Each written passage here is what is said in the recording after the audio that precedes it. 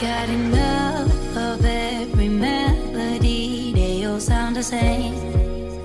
Yeah. For my broken heart, no remedy, but maybe if you stay, we can get away with it. 'Cause you make me Catching the sunset from my room.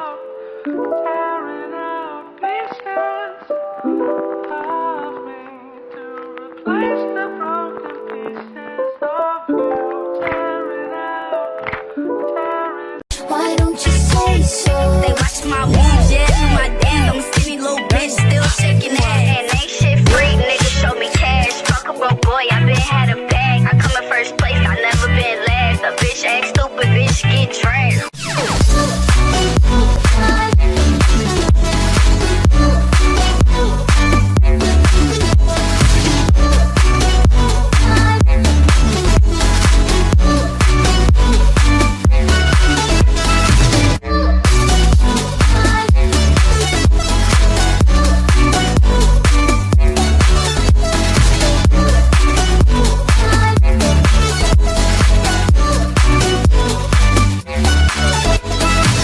I was engaged to the love of my life, but my sister met up with me and begged me to break it off. She said I had to leave him because they were in love, and he was just too afraid to break up with me because he didn't want to hurt me or my family.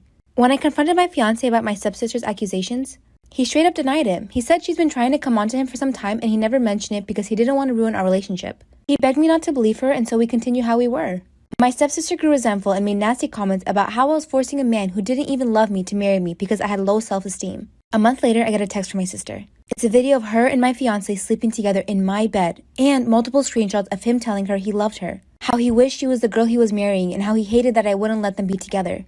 I was devastated and angry, but decided to move in silence. I went home, grabbed all my stuff, removed all my money from my joint account, and moved in with my dad. After that, I sent all the screenshots to my family and his. He tried getting back with me multiple times, but I ended up blocking him when I found out he proposed to my sister with the same ring he gave me. I left it behind. Now they're getting married.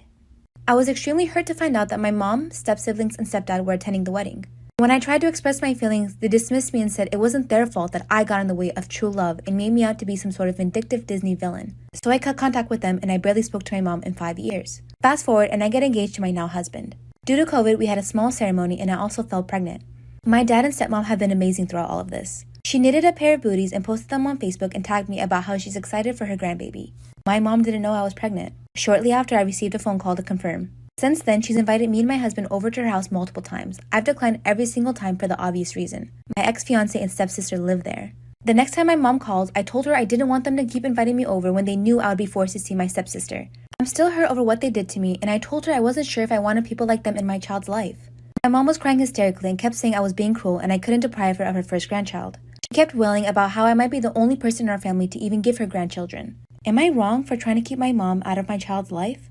Storytime about why I made my boyfriend stop being friends with his girl best friend. So a little background information. I was in my sophomore year of high school, and my boyfriend and I had been dating for about 6 months. And he had been best friends with this girl, we're gonna call her Addie, for about 3 years. Now, I had known Addie way before that, probably since we were in kindergarten. But her and I weren't like BFFs, we were more of acquaintances. But obviously, we became friends because she was always around my boyfriend. A month after him and I started dating, I decided that we had to set boundaries for their friendship. Because they had first period together, right? Well, every morning at 9:45, I would go on Snapchat and I would see a picture of them. And it would be her kissing him on the cheek. Not only would it be on her story, but it would also be on his. And I had her on Snapchat before that. She had never done that, ever. So he said that he had talked to Addie about it, right? And things were good for the next 2 months. Then they were forced to work together on a project. Like for part 2.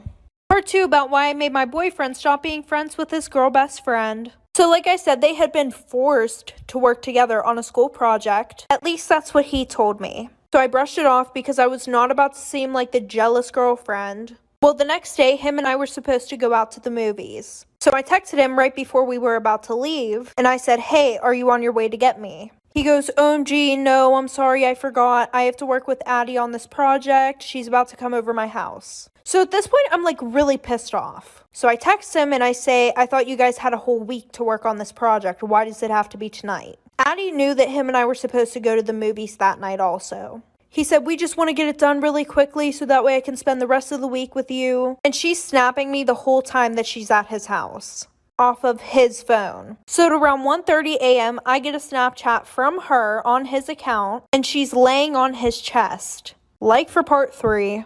Part 3 about why I made my boyfriend stop being friends with his girl best friend. So like I said, she snaps me at 1:30 in the morning, a picture of her laying on his chest, and it's captioned, "Hey girlie, I hope you don't mind, but I have to spend the night at his house. He lost track of time working on our project, and it's way too late for him to take me home." So at this point, I'm furious, and I don't snap her back. So the next morning, I call my boyfriend, and I asked him, "Hey, is Addie still there?" So he says yeah, and then I ask him to put me on speakerphone. So when he does, I say hi to Addie. She goes, "OMG, hey girl, how are you?" And that's when I pretty much go off on this bitch. I tell him that while he was asleep, she was sending me pictures of her laying on top of him off of his Snapchat, and that she was sending those type of pictures to multiple people on his Snapchat because my best friend had texted me that morning saying that she thought that we broke up because Addie was sending her pictures of her laying on top of him. So I tell him, pick me or her. And she starts crying. After a minute of silence, he hangs up the phone and then blocks me. Good luck to the next girl. Story time about how I hooked up with my best friend's boyfriend a few days ago. Disclaimer, this is not my story time. A few days ago, I broke up with my boyfriend, and that same day, my best friend's boyfriend started texting me. Trust me, I know this is wrong, but he's so hot. Flirted back and forth through text, and after a while, he asked me to come over to his house. And I went.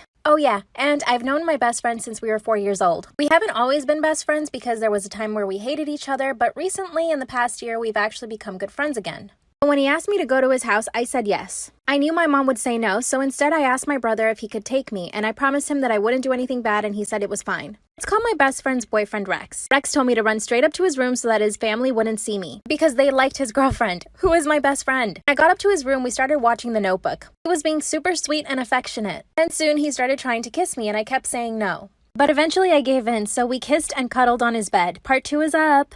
So there I am making out with my best friend's boyfriend in his bedroom. Disclaimer, this is not my story time. After we kissed and cuddled for a while, of course I had to go home. After that, he started asking me to send him pictures, and I told him I couldn't do it because I felt guilty. He was dating my best friend after all. Then stupidly, I gave in and I sent him the picture because I just felt pressured by him. Finally, I told him that we couldn't keep seeing each other because it was just wrong. We agreed and stayed friends. Of course, I caught feelings and I was totally heartbroken. Oh, and did I forget to mention he was my first kiss? After a few days, I noticed that he unadded me from Snapchat. I messaged him and asked him why. He said he was catching feelings for me, but that he didn't want to lose his Playboy reputation. Got upset and ignored his messages, but that made him want me even more. Part 3 is up. So I caught feelings for my best friend's boyfriend. Disclaimer, this is not my story time. After we broke things off, he told me that he was catching feelings for me. But I've been ignoring him and his messages ever since. This has made him want me even more. So he actually broke up with my best friend and asked me to be his girlfriend. Of course I said no. I told him I couldn't believe what he was saying was true. How could he be with my best friend, hook up with me, break up with her to only be with me? He could turn around and do the same thing to me too. My best friend doesn't know that her boyfriend broke up with her because of me. She is so depressed because he left her. Now I feel terrible and I actually can't even sleep because of this. I want to tell her so bad, but I just can't bring myself to telling her. I had to talk to somebody, so I confided in a friend and I told her everything, and she's been helping me. But I still don't know what to do. What do you guys think I should do? Lesson learned. Definitely don't ever fall for your best friend's boyfriend. I know you guys are going to come for me in the comments, but I know that I did something wrong. But let's see what you all have to say. This is part 2 of the time my mom faked her death so she didn't have to take care of me and my siblings. Like I said, my aunt told me that my mom had died and they cremated her and they let her keep the ashes and that she was going to start taking care of us. Me not knowing how long the cremating process actually took at the time since I was so young, I believed her. Until one day I saw my aunt getting picked up by the same black car that my mom used to get picked up by before she died. That's when I decided to check these supposed ashes, and it was actually flour. So one day when my aunt got picked up by this black car, I decided to follow her. I didn't have a car. I was 5 years old, so I had to follow them by walking and hiding behind bushes. I was able to follow them up the street, and once they turned the corner, and there I saw my mom standing on the side of the street. That's when I see the car stop and I see my aunt get out and approach my mother. She tells my mom to give her money for covering for her and taking care of me and my little brother. Mom says she faked her death because my dad wasn't in our lives and she didn't want to take care of us anymore. I'm older now and I cut her off completely and I have full custody of my little brother. This is the time my mom faked her death so she didn't have to take care of me and my siblings. Yes, this girl really faked her death. So at the time, I was 5 and my little brother was 3. It started off with my mom saying that she didn't feel well and she couldn't pick me up from school, so the bus would have to take me home. Well, a few months after, she started getting picked up from our house by this black car. She said that car was picking her up because of her so-called doctor's appointments. And she wasn't able to drive herself because she was too sick. Well, one day when this car came to pick her up, she never came home. Me and my little brother were sitting around for a couple days waiting for her to come home, but she never came home. And we were young, so we didn't do anything. Eventually, my aunt came over to our house and told my little brother and I that our mom had passed away and that she was cremated and they kept the ashes. So our aunt started taking care of us. Until one day I saw my aunt getting picked up by that same black car. That's when I started to get suspicious of everything and I decided to check these ashes. When I checked, it was flour. Like for part 2. This story was submitted to me by a follower who would like to remain anonymous. When I was 14, I had a best friend named Lucy, and we had one of those friendships where we were really close really quickly, which I now know is a red flag and usually a sign of a toxic friendship. But I was too young to know this then. Our favorite thing to do together was hang out at the mall. Our parents would let us go alone as long as we abided to one rule. We had to stay together at all times, and we were always pretty good about that. One night we were having a sleepover at Lucy's house and her Uncle Mike came over for dinner. Uncle Mike was pretty loud and goofy. He showed us like 8 magic tricks that night. I liked him. He was fun. But as I was helping clear dishes after dinner, I overheard Mike and Lucy's mom having a hushed conversation in the kitchen. She was like, "You've had too much to drink. Why don't you just spend the night?" So Mike ended up sleeping over that night too. Right before going to sleep, Lucy's mom came into the bedroom and she told us to remember to shut the bedroom door before falling asleep. When I asked Lucy why she said that, Lucy just shrugged and said, "I don't know." But we made sure the bedroom door was shut just like she asked. In the middle of the night, I woke up to the feeling of someone tickling my feet. You went to a public high school? Who was the kid who faked cancer? It was my best friend, freshman year of high school. She pulled me aside at 7 in the morning and she's like, "I have something to tell you." And I'm like, "What's up?" And she's like, "So I went to doctors and they told me that I have cancer and I'm going into surgery in 2 weeks." I told her, I was like, "What type of cancer?" She's like, "Blood cancer. I just have to get my blood drained."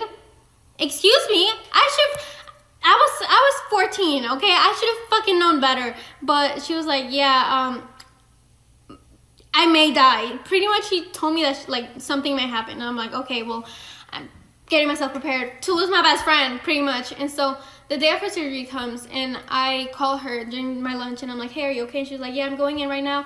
I'll make sure someone texts you when I get out." So I'm waiting the entire day. And then at 8 p.m. I get this text from this boy named Sam that I had never heard of telling me that she's in a coma and on life support because the surgery didn't go well.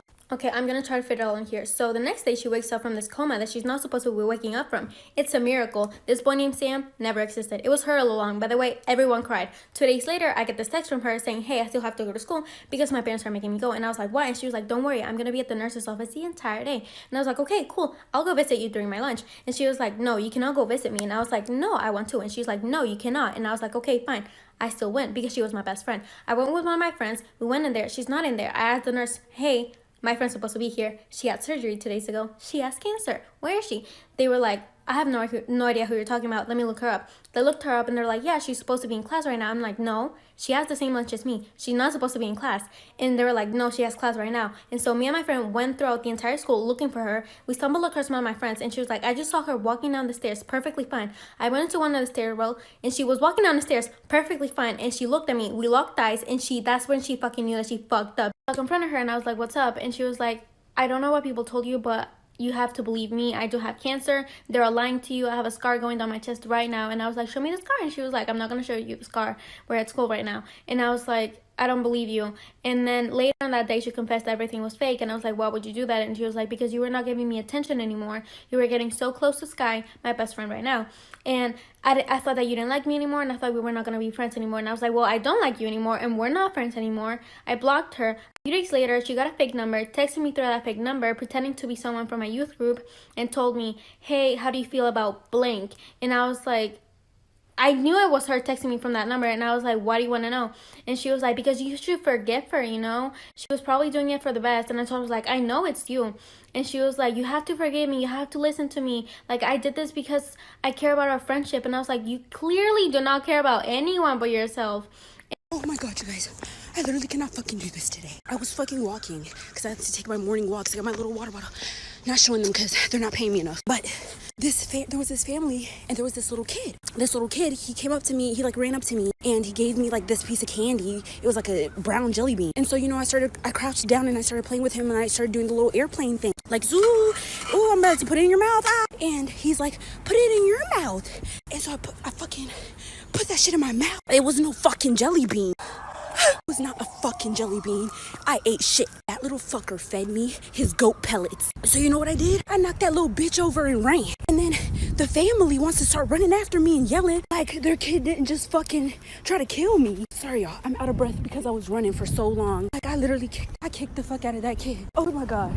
The PSA to all parents, control your fucking kid. I'll really rock that kid if I ever see it again. Oh my God. I just got home. I'm gonna wash the fuck out of my mouth. I focused on my career, and since I am single, I wasn't sure if having a baby would ever happen. So when I found out I was pregnant, I was overjoyed. My brother is married but has made it very clear that he will be child-free. I got a shirt for my nephew to wear that says, "This is what an awesome big cousin looks like." I wanted him to wear it during our family dinner. My sister was the first one to notice the shirt, and everyone immediately began to assume it was my sister-in-law who was pregnant. I wasn't hurt at them assuming this because she is married. I was hurt because my sister-in-law didn't try to correct them. She just went along with it and began to rub her flat belly while laughing. I tried to explain, but they all didn't hear me and just continued to fawn over my sister-in-law. I got up and went home. I received multiple texts saying I'm an asshole for making this all about me and I'm just bitter. Morning, my sister-in-law must have finally let it slip that she is not pregnant. They have all now called me to apologize, saying that they all just got caught up in the moment. My sister-in-law sent me a message that said the way I chose to announce was how she wanted to do it if she ever got pregnant. She said that since she is not ever having a child, she wanted to experience what the moment would be like. To me, there's no fixing this. I will eventually forgive them, but I don't want to do a second announcement so they feel better. Am I the asshole? The most in-character thing I've ever done remains my first week of kindergarten when my teacher left the room to laminate some papers, and I decided that the day was over, so I lined everyone up, and I walked them out the door, and I got halfway to my house before the cops stopped us. Story of the time a cop went in my car without my permission. So for a while, I was going to people's houses to do their nails. And I would do this in the summer, so a lot of my clients set up a table outside so that the smell didn't smell up their house too bad. I always feel rude to park in the person's driveway, so I usually park outside of their house on the side of the road. And this time in particular, I did just that, and we did her nails outside as well. At the time, my car had temp plates on it because I had just recently got it. And also, my car is a BMW 2-door with all tinted windows, so you cannot see inside of it even if you tried. So I could understand why it looks a little bit suspicious. Luckily for me, my nail client's dog ended up running out of the fence into the front yard, right near my car. So I go with her to chase him, and I see the police officer opening up my car door. And I wasn't parked illegally or anything, and my temp plates weren't expired either. So he had no right to be opening up my car doors. So I ran over to my car and I was like, "What's going on? Why are you searching my car?" And he was like, "This is your car?"